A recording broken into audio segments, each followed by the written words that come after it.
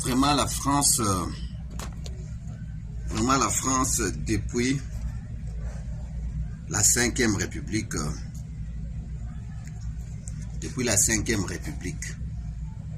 avec Jacques Chirac, quelqu'un qui est né en 1932, accédé au pouvoir le 16 mai 2007, il a fait 4 ans, 11 mois et 29 jours. Après lui, c'était Nicolas Sarkozy, né en 1955, accédé au pouvoir le 15 mai 2012.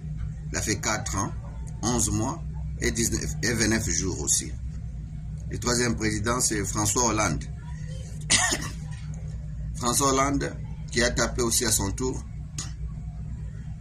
D'abord, il est né en 1954, accédé au pouvoir le 14 mai 2017.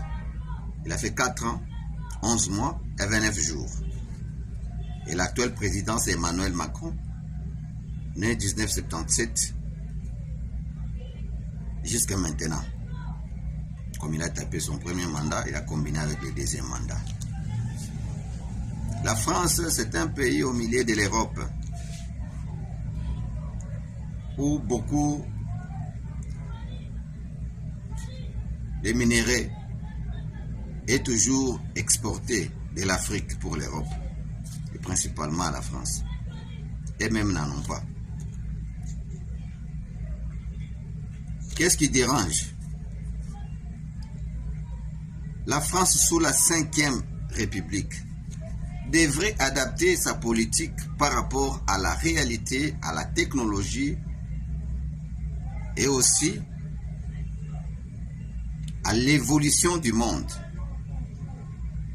Quitter cet état mental et faire des Africains comme des sous-hommes.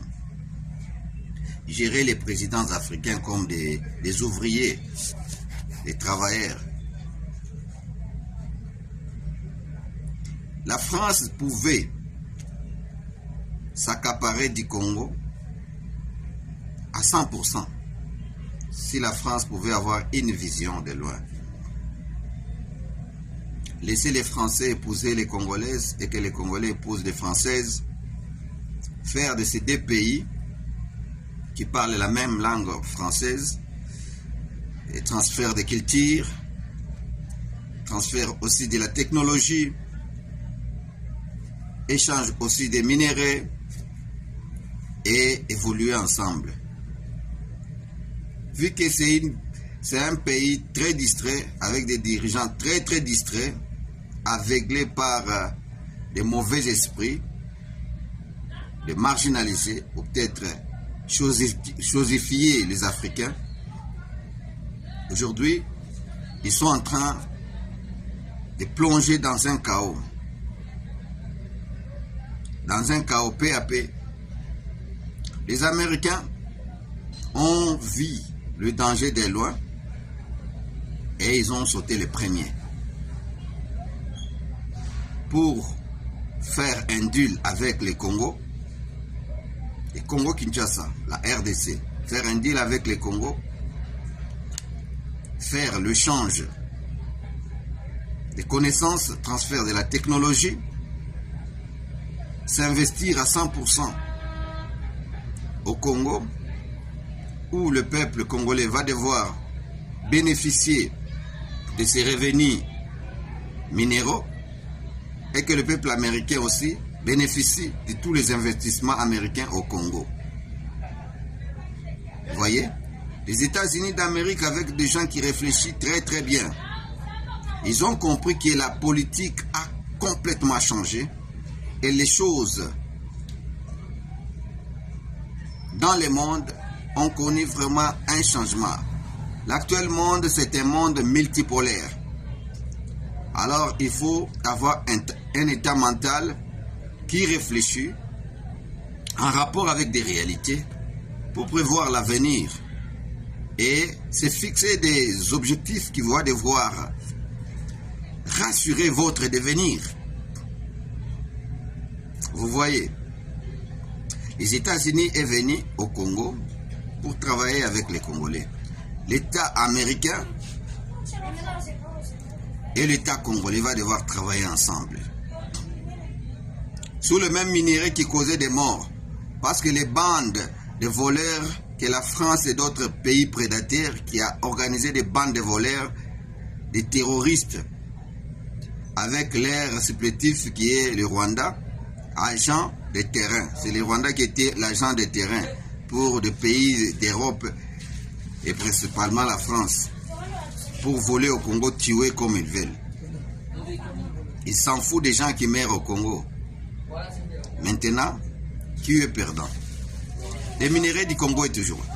Les minéraux du Congo sont toujours là. Et une variété comme vous n'avez pas l'idée.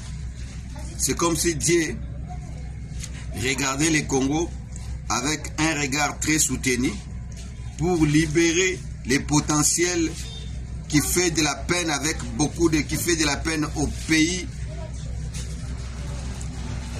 des médiocres comme Emmanuel Macron. C'est les médiocres des présidents qui puissent exister en France.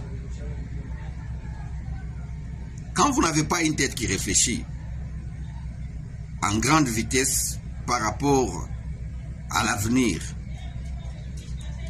vous tablez sur des choses qui sont totalement archaïques, des politiques expirées, des politiques expired.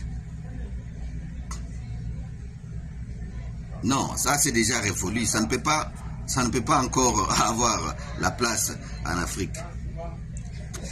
Voilà. Les Français pouvaient avoir un avenir meilleur. Mais qu'est-ce que nous constatons maintenant? Leur avenir est en danger. Tous les centrales nucléaires en France, là, s'ils n'ont pas de ressources, comment les alimenter? L'uranium, si vous n'avez pas l'accès à l'uranium d'Afrique, comment vous allez alimenter vos centrales nucléaires? Les cobaltes, si vous n'en avez pas, vous allez travailler comment pour produire des batteries, faire beaucoup de choses. Les coltans, si vous n'en avez pas. Alors, il faut avoir un mental qui s'adapte aux réalités et qui prévoit un avenir. Vous voyez? C'est pourquoi on a toujours dit que quelqu'un qui a la famille, il ne va pas simplement faire des calculs sur lui-même, tailler des projets sur sa propre mesure. Il va tenir compte des gens qui sont derrière lui, entre autres la famille.